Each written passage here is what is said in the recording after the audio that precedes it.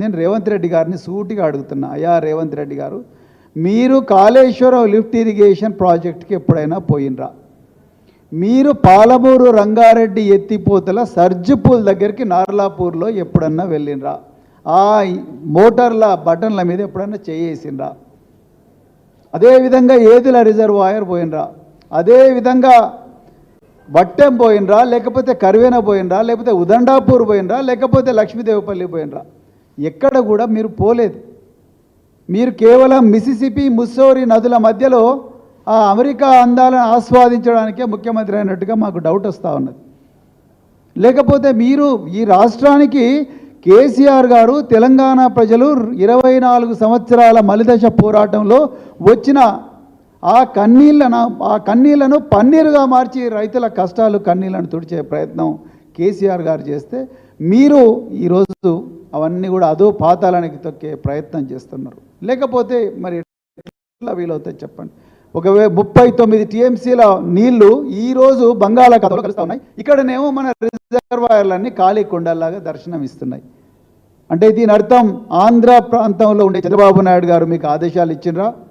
మీరు చెప్పాలి ఈ విషయం. ఎందుకంటే 2016లో ఉమాభారతి గారు కేంద్ర జలవనరుల శాఖ మంత్రిగా ఉన్నప్పుడు ఆంధ్రప్రదేశ్ విభజన చట్టంలో డిండి, అదేవిధంగా పాలమూరు రంగారెడ్డిలు ఉండకూడదు అని చెప్పి ఆ రోజు కుట్ర పన్నింది ఈరోజు ఆంధ్రప్రదేశ్లో ఉన్న ముఖ్యమంత్రి చంద్రబాబు గారు కాదా?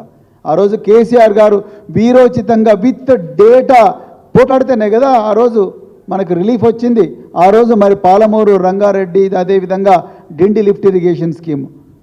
ఇలా మనకు నీళ్లు లేవు, అక్కడనేమో ఫుల్ నీళ్లు పోతూ ఉన్నాయి నాగార్జున సాగర్ దాని నుంచి అక్కడ. మరి మీ కాంగ్రెస్ ప్రభుత్వం 2006లో స్టార్ట్ చేసిన ఎస్ఎల్బిసి కెనాలు ఇప్పటి వరకు కూడా కంప్లీట్